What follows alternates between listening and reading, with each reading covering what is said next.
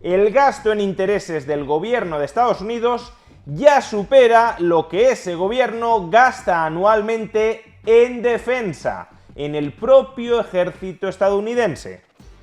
Veámoslo. Estados Unidos no solo ha sido durante décadas la principal potencia económica del mundo, sino también la principal potencia militar. Ha sido ese poderío militar el que le ha permitido conseguir una hegemonía política sobre buena parte del planeta. Sin embargo, este predominio político, económico y militar de los Estados Unidos sobre el conjunto del planeta ha terminado volviendo adicta tanto a su clase política como a buena parte de su población al endeudamiento.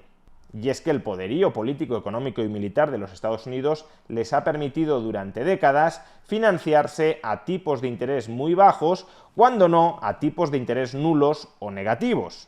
El resto del mundo tenía interés en ser acreedor de Estados Unidos y Estados Unidos ha terminado cayendo en el vicio del sobreendeudamiento permanente. Este vicio, de hecho, es muy claramente observable en la evolución de la ratio de deuda pública sobre el PIB de los Estados Unidos. Tal como podemos observar en este gráfico, ahora mismo esta ratio supera el 120%, lo que equivale a 3 veces el nivel que exhibía a comienzos de los 70 o al doble del nivel que exhibía a comienzos de los 90 o de los 2000. Y algunos economistas, o más bien pseudoeconomistas, pretenderán afirmar que el nivel de deuda pública de un país que emite su propia moneda es en el fondo irrelevante, porque un país que emite la moneda en la que está denominada su deuda siempre va a poder pagar, por definición, esa deuda. Por tanto, da igual que la ratio de deuda pública sobre el PIB sea del 50, del 100, del 200, del 500 o del 1000%. Sin embargo, esto es un absoluto simplismo. Si el Estado crea más pasivos de los que el resto de la sociedad, nacional o internacional, está dispuesta a absorber, el precio de esos pasivos se va a depreciar. Si la oferta de pasivos supera la demanda, el precio de esos pasivos baja. ¿Y esto en qué se traduce? Pues que si los pasivos estatales, cuyo precio baja, cuyo precio se deprecia, son pasivos monetarios, la moneda fiat, esa sociedad experimentará lo que denominamos inflación.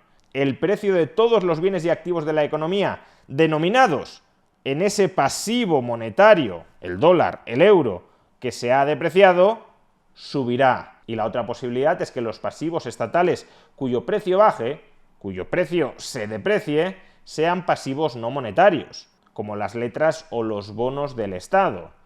En este caso, si baja el precio de las letras o de los bonos, lo que estaremos diciendo es que el tipo de interés que ha de abonar el Estado sobre sus pasivos no monetarios va a ir en aumento.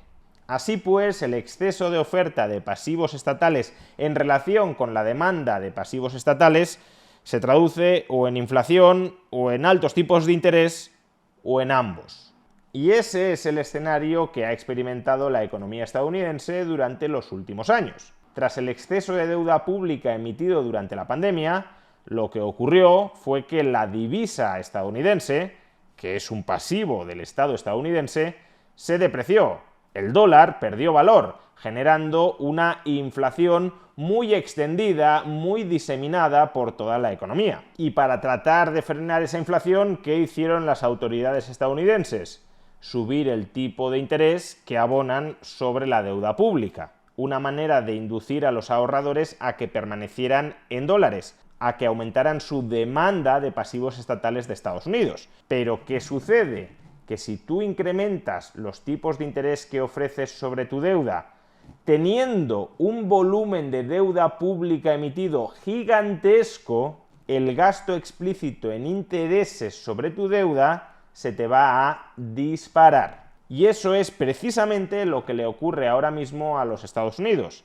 El gasto federal anual de los Estados Unidos por intereses sobre su deuda pública ya supera, atención, el billón de dólares.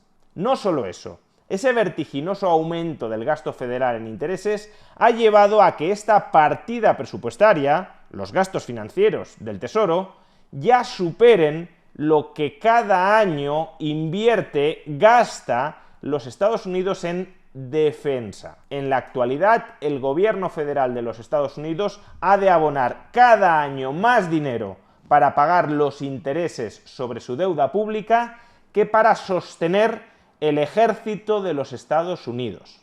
Y si los tipos de interés mínimos de los pasivos estatales en Estados Unidos, que vienen determinados por la Reserva Federal, se mantienen cerca de los niveles actuales, esta tendencia no hará más que agravarse en el futuro.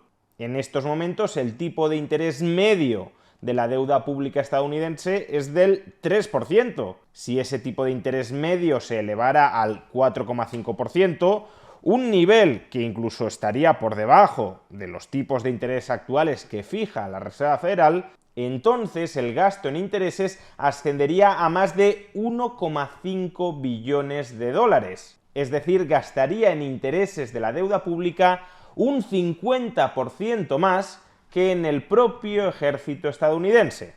Y este es un motivo más, adicional a otros que ya comentamos en vídeos anteriores, por los cuales la Reserva Federal se va a sentir muy presionada a bajar los tipos de interés, aun cuando no haya concluido exitosamente su batalla contra la inflación.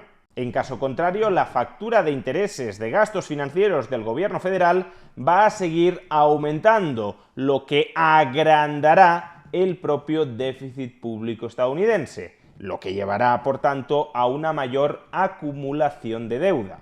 Y así pues, como digo, la Reserva Federal se puede ver presionada a bajar los tipos de interés en los Estados Unidos por razones fiscales, para facilitar la refinanciación de la deuda del Tesoro a un coste financiero que no suponga una escalada continuada del endeudamiento público estadounidense.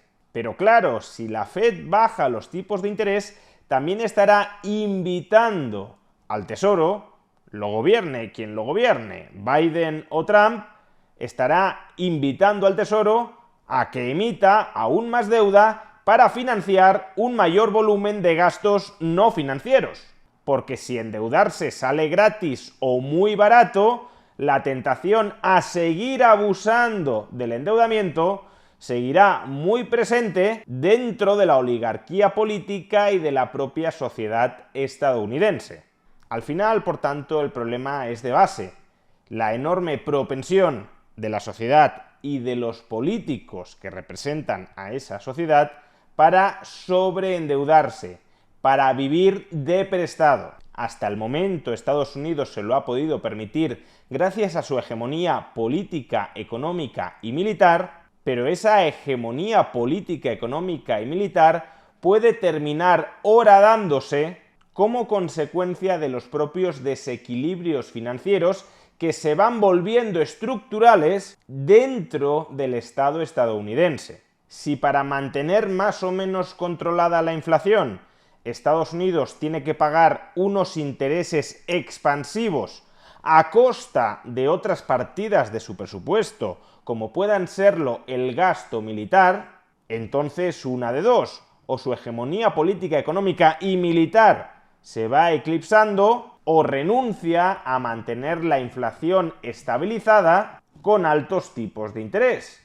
Pero esto último equivale a imponerles, a establecerles un gravoso impuesto a todos los tenedores de pasivos estatales de Estados Unidos y por tanto a volver esos pasivos estatales mucho menos atractivos, a reducir la propia capacidad de financiación del gobierno de los Estados Unidos. La clave, por tanto, consiste en que el Estado estadounidense deje de sobreendeudarse antes de que sea demasiado tarde.